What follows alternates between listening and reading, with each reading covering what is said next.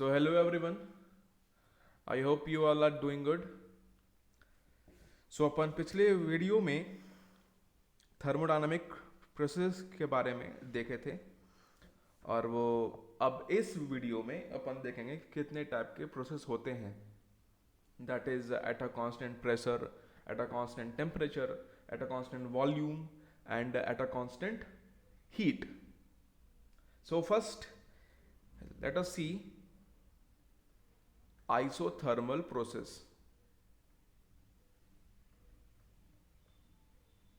As the word says that it is isothermal means the temperature is constant. That means during the process the temperature of the system will be constant. So इसमें होता क्या है कि अगर मैं किसी system में heat supply करूं बहुत ही स्लोली, सपोज मैंने सिस्टम में हीट सप्लाई किया या फिर हीट एक्सट्रैक्ट किया, लेकिन ये बहुत स्लोली अगर हुआ तो क्या होता कि उस सिस्टम का टेम्परेचर कांस्टेंट ही रह जाता है. एग्जाम्पल में आप देखोगे तो melting of a water, melting of ice कर देते हैं, मेल्टिंग ऑफ आइस. जो आइस मेल्ट करता ना, तो वो आइस क्यूब से जब तक वो कंप्लीट लिक्विड में ट्रांसफॉर्म ना हो जाए उसका टेम्परेचर 0 डिग्री और उसके नीचे ही होता और वो कांस्टेंट टेम्परेचर पे ही होता है. या फिर जब लिक्विड आइस के फॉर्म में होता, that is freezing of a water is also at a constant temperature. तो इस कांस्टेंट टेम्परेचर पे वर्क क्या क्या होगा, तो मैंने यहां बोला कि हीट सप्लाइड है और हीट एक्सट्रैक्टेड है, तो फिर हीट का वैल्यू क्या होगा. या फिर टेम्परेचर कांस्टेंट है तो उसका इंटरनल एनर्जी क्या होगा, इंटरनल एनर्जी में चेंज क्या होगा, वर्क डन क्या होगा और कितना हीट सप्लाई किया गया या फिर कितना हीट एक्सट्रैक्ट किया गया वो अपन देखेंगे. तो isothermal what is, temperature is constant. So this we can write PV is equal to nRT from ideal gas equation. We can write this P is equal to nRT by V. Okay, we will take this equation and now we will see the work done on that object or work done by that system. We can see that. So this is equal to P dV integral from V initial to V final. That is, if it is expanded from V initial to V final, that what will be the value. So from here we can substitute P here. तो क्या होगा भाई, वो होगा N R T D V upon V integral V initial to V final. Now the integral of dV by d is what? Integral of V by dV is what? This is nRT ln Vf by V initial. This is the work done by the system or on the system. It may be if Vf is larger then it is expanded, and if Vs is smaller then it is compressed, and in that case the work will be positive and negative. So if you see the graph of P versus V, that is P versus V, it will be exponential. Okay, exponential graph we will see here, exponential curve. अगर P और V के बीच में अगर मैं curve draw करूं तो वो एक एक्सपोनेंशियल कर्व होगा, और अगर वो इसका वॉल्यूम इंक्रीज कर रहा तो वर्क क्या होगा, पॉजिटिव. और अगर ये गैस या फिर सिस्टम अगर कंप्रेस हो रहा तो वर्क विल बी नेगेटिव. ठीक है, आगे बढ़ते हैं कि जब टेम्परेचर कांस्टेंट है, जब टेम्परेचर कांस्टेंट है, that is since temperature is constant and we know that internal energy of a system depends on temperature, so the change in internal energy will be zero here. So whatever the heat given to the system will be directly converted into work. So this amount of heat added to the system will be equal to work is equal to nRT ln Vf by V initial. This is the case of a isothermal expansion or isothermal compression. So now let's move to the next process, that is isobaric. The second is isobaric process. Now again, this name suggests that here the pressure will be constant. That is कि अगर मैं किसी system को किसी initial state से final state में लेके जाऊं लेकिन प्रेशर उस पर कांस्टेंट हो तब, तो ये ऐसा होगा आइसोबारिक प्रोसेस. एग्जांपल में आप देखोगे तो बॉइलिंग ऑफ अ वाटर है ना, जब पानी को गर्म करता है ना तो वो सेम एटमॉस्फेरिक प्रेशर में वो गर्म होता है, तो ये एक उसका एग्जांपल हो सकता है. Now the pressure is constant here, so the entire work will be equal to P dV integral V initial to V final, that is equal to P Vf minus Vi. Now this is the work done during a isobaric process. That is, if we draw a curve between P and V, it will be a straight line parallel to V. Or in a PT, also in a PT or a VT, the curve will be due to this constant P, the curve will be in a PT will be constant P, so it will be parallel to temperature axis. Now in isothermal we have seen that constant temperature, due to constant temperature there is no change in internal energy, but in isobaric process temperature may change, no, temperature may change. So this work can be written in other form, that is P is equal to this can be written NR TF minus T initial, because nRT PV is equal to nRT, so the change in volume will be just equal to change in temperature. Now here the change in internal energy is not equal to 0 because temperature is changing. और अपन को मालूम है ना कि ये जो change in internal energy होता वो क्या होता, उसका formula N C V del T, that is equal to N CV TF minus T initial. So this is the change in internal energy.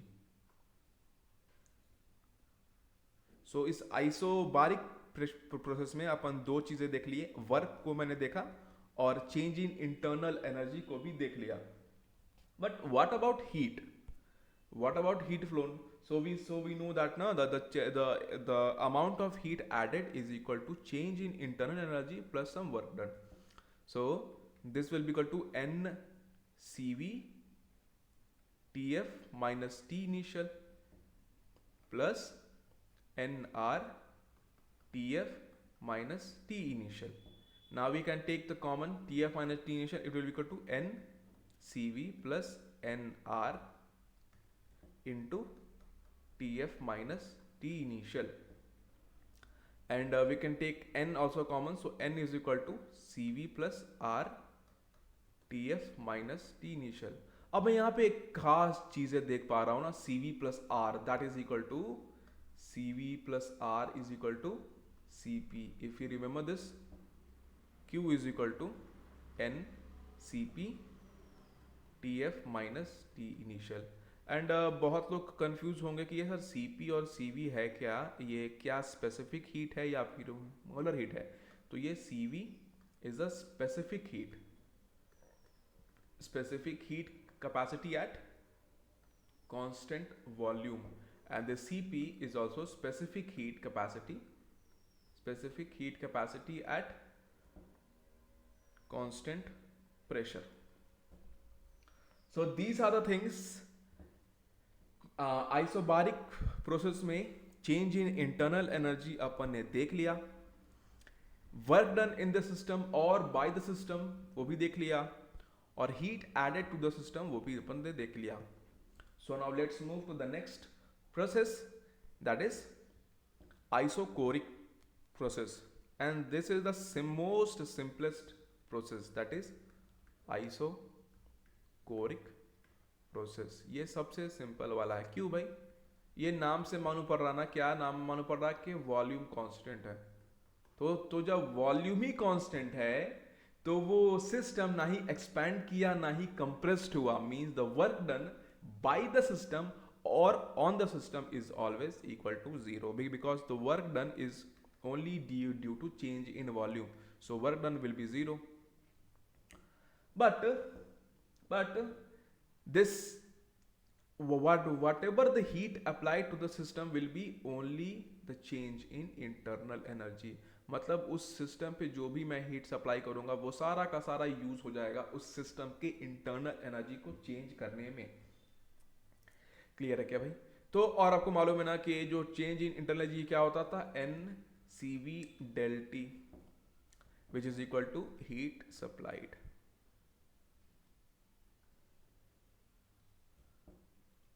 सो इसलिए मैंने बोला था कि isochoric is the simplest process, because इसमें आपको टेम्परेचर का difference वो आपको दिया रहेगा, सब कुछ दिया रहेगा, और वॉल्यूम तो चेंज हो नहीं रहा है, तो work done will be zero.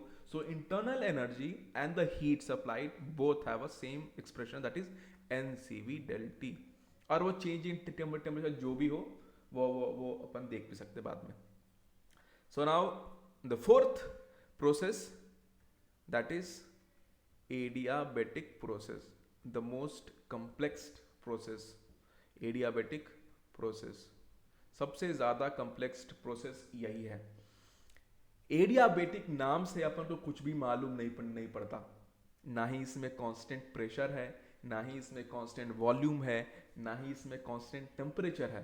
तो फिर अपन पढ़ क्या रहे हैं, इस चीज में ना ही पी वी और टी कुछ भी कांस्टेंट नहीं होता, लेकिन यहाँ पे एक चीज होता है, वो है heat supplied is equal to zero. मतलब उस सिस्टम में मैं कुछ भी हीट सप्लाइड नहीं करूंगा तो भी उसमें कुछ वर्क होंगे, तो भी उसका इंटरनल एनर्जी चेंज हो सकता है।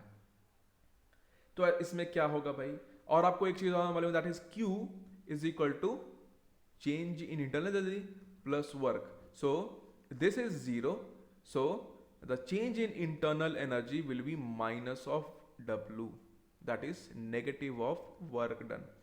दैट इज, इसका मतलब क्या है, अगर वो सिस्टम एक्सपैंड कर रहा है एडियाबेटिकली, ओके, एडियाबेटिकली एक्सपैंड कर रहा है, means when heat is supplied is zero and then it is expanding, then the work will be positive but change in internal energy will be negative. And if it is compressed adiabatically, then the work will be negative but the change in internal energy will be positive. So अगर कोई system को adiabatically expand किया जाए तो उसका internal energy decrease हो जाएगा, और अगर कोई सिस्टम को एडियाबेटिकली कंप्रेस किया जाए तो उसका इंटरनल एनर्जी इंक्रीज हो जाएगा। And now if you see the curve between P and V, the curve between P and V, ये भी कुछ इस तरीके का होगा। और अपन ने थोड़ी देर पहले देखा ना कि आइसोथर्मल में भी इसी तरह कर्व था, लेकिन उसमें अंतर क्या है, मैंने वहां साफ साफ शब्दों में लिखा, ये वो वाला, that is in isothermal curve, वो एक्सपोनेंशियल कर्व था, और दिस इज व्हाट हाइपरबोला, और ये एक हाइपरबोला कर्व है। तो दोनों में अंतर होगा। हाइपरबोला का जो ये जो स्लोप होता है ना, ये थोड़ा सा ज्यादा स्लैंट होता, तो आपको पहचानने में थोड़ी सी आसानी होगी कि जो जिसका भी स्लोप बहुत ज्यादा है, बहुत ज्यादा स्टीप स्लोप है, वो है हाइपरबोला, और एक्सपोनेंशियल का स्लोप थोड़ा सा कम रहता। तो अब इस चीज में अपन वर्क कैसे फाइंड करेंगे, क्योंकि इसमें हीट सप्लाइड जीरो है ना, वर्क तो भाई जीरो है नहीं। तो यहाँ पे एडियाबेटिकली प्रोसेस में अपन एक चीज पहले भी पढ़े होंगे, और वो तो था ये PV gamma is equal to constant, where gamma is what? The ratio of Cp upon Cv, that is specific heat at constant pressure upon specific heat at constant volume. और इसी चीज को कभी कभी ये भी कहते हैं एडियाबेटिक रेशियो भी कहते हैं, एडियाबेटिक रेशियो भी कभी कभी कह सकते हैं।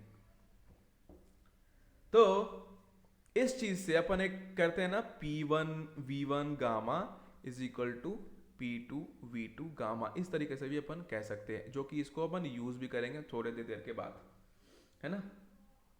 तो इस चीज से देख लो भाई। अब देखो, तो इस एडियाबेटिक प्रोसेस में वर्क क्या होगा? तो work is equal to what? P dV integral V initial to V final, okay? And from this equation we can write P is equal to, let the PV gamma constant is equal to, let C, okay, C. So this PV gamma will be equal to C upon V gamma. So it will be work is equal to C dV upon V का power gamma integral V initial to V final. Now इसको solve कैसे करेंगे? ये तो simple है ना। इसको solve करने के लिए आपको प्योर मैथमेटिक्स का यूज करना है, और जो कि ज्यादा मैं नहीं बताऊंगा, लेकिन फिर भी चलो बता देता। तो this work will be equal to C, इसको मैं अगर ऊपर ले जाऊं तो क्या होगा भाई? V minus gamma into D. अब ये इंटीग्रल आपको लगेगा सिंपल है, क्योंकि a का पावर n x का power n into D X का इंटीग्रल है। तो ये क्या होगा? सी v का power minus gamma plus 1 upon minus gamma plus 1, that is equal to 1 minus gamma. We can write here from v initial to v final. So this is work. और इसको थोड़ा सा और आगे बढ़ाओ, तो इसको अलग तरीके में लिख सकते हैं, that is work is equal to C upon 1 minus gamma, कहां से कहां तक भाई? 1 by V F gamma minus 1 minus 1 by V initial gamma minus 1। अब देखो, अब इस चीज को थोड़ा सा ये कॉम्प्लेक्स फॉर्म में है, तो मैं क्या करूंगा, इसको मैं थोड़ा सा सिंपल बनाने का कोशिश कर रहा हूं। तो एज वी नो, अपन अभी थोड़ी देर पहले देखे थे क्या, that P1 V1 gamma is equal to P2 V2 gamma, है ना, जो कि कांस्टेंट सी ही ये तो है। तो अपन यहां पे कर देते हैं P1 V1 गामा, यहां कर देते हैं P2 V2 गामा। तो देखो क्या होगा, work is equal to 1 by 1 minus gamma, C multiply किया मैंने यहाँ पे, सी की जगह क्या लिखा, पहले ये लिखूंगा फिर ये लिखूंगा, क्योंकि दोनों तो वैल्यू सेम ही है ना। तो इसकी जगह पे लिखूंगा मैं P2 V2 गामा, या फिर कर सकते हैं इसको PF VF, है ना, सेम ही चीज है। P2 means the final and P1 means initial वाला। तो इसको कैसे कर सकते हैं, this is PF VF by VF gamma minus 1 minus P initial V initial gamma by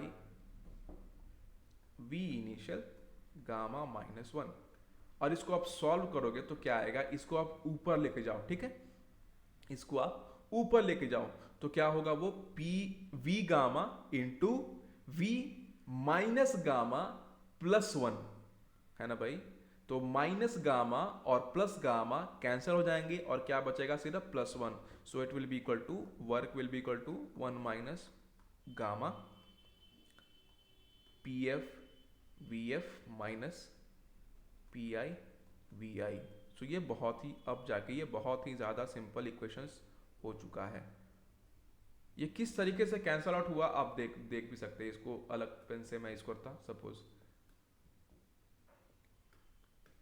देख लो, सपोज ये जो मैंने किया ना, ये ऐसा किया, PF gamma into VF minus gamma plus 1, ऐसे कर सकते हैं ना।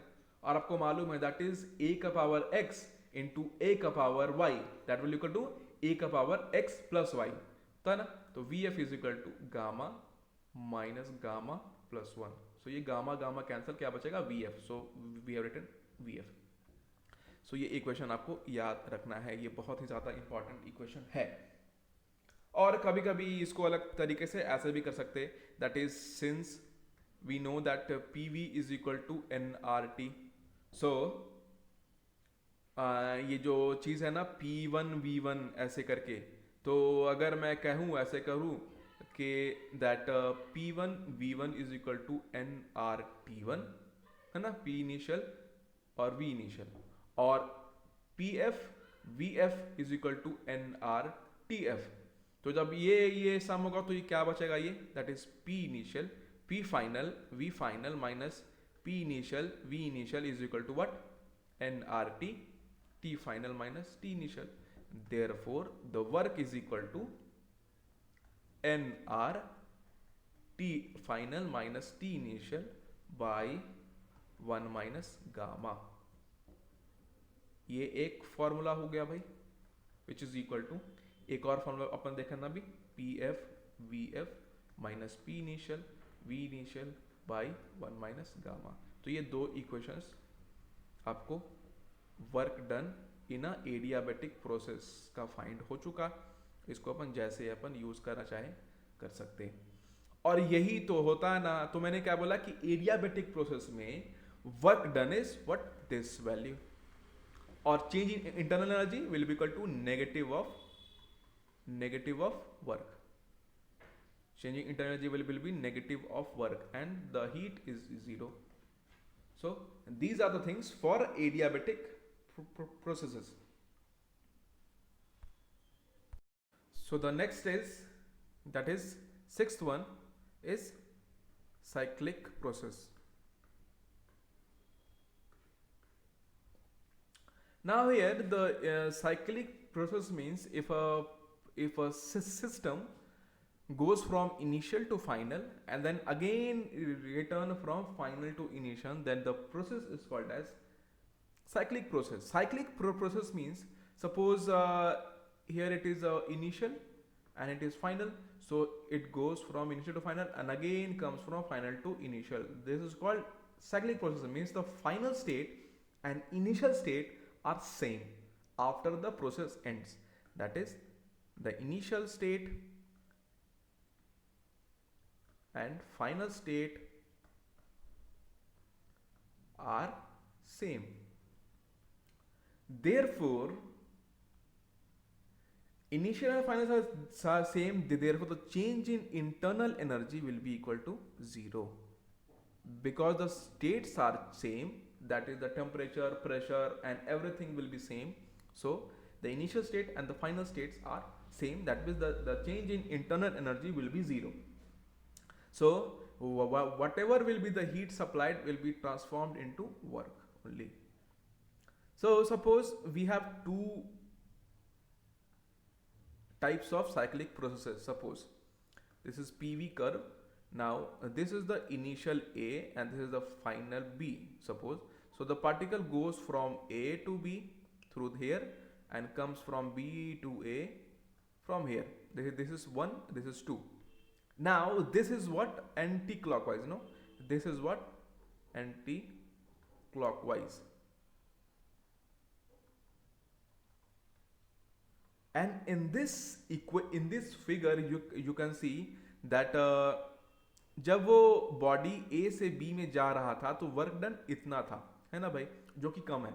और जब B से A में जा रहा है तो ये जो एक्स्ट्रा वर्क डन जो मेरे को मिल रहा है ना, ये जो वर्क, ये क्या हुआ, work on system, that is total work इस प्रोसेस में, पूरे A से B और B से A में जो टोटल वर्क हुआ वो क्या हुआ, that is equal to negative, no. So negative work यहां पे हो रहा है कब, जब एंटी क्लॉकवाइज प्रोसेस हो रहा हो, है ना। और आगे देखते हैं, जब ये प्रोसेस क्लॉकवाइज है, सपोज जब ये प्रोसेस क्लॉकवाइज है सपोज, तो ये A था, ये B था, और ये अभी आया है ऐसे और जाएगा ऐसे, है ना। तो अब ये क्या है, अब ये क्लॉकवाइज प्रोसेस है, क्लॉकवाइज प्रोसेस है। अब इस क्लॉकवाइज प्रोसेस में आप देखो एक चीज, तो ये जो एरिया है ना, अभी ये पॉजिटिव एरिया है ना, क्योंकि work is done by the system here, and here the work is done on the system. It has been compressed and here it has been expanded, so the work is positive. So the total work is equal to positive. आपको कुछ लोग confuse हो रहे हो कि sir ये क्या कह रहे हैं, तो अब देखो ना भाई, देखो ना, from A to B work is this much and from B to A work is this much. So the total work that is A to B and B to A will be negative only, no? तो ये है positive work और ये है negative work. तो ये वाला जो वैल्यू है ना, ये वाला जो वैल्यू है, ये कौन सा वैल्यू होगा? नेगेटिव वर्क ही होगा ना, that is work done on the system, work done on the system. तो ये नेगेटिव होगा। और इसमें देखो तो ये वाला वर्क डन पॉजिटिव है, ये वाला वर्क डन नेगेटिव है। तो मैं बात करूं total work done, that is ये माइनस ये will be positive only. So the total work is equal to positive. That is if the work is negative, okay, the work is negative, Q will be also negative, and Q negative means heat should be rejected by the system. मतलब क्या कि अगर work done, total work done negative है, मतलब उस system में से कुछ हीट बाहर की तरफ आएगा।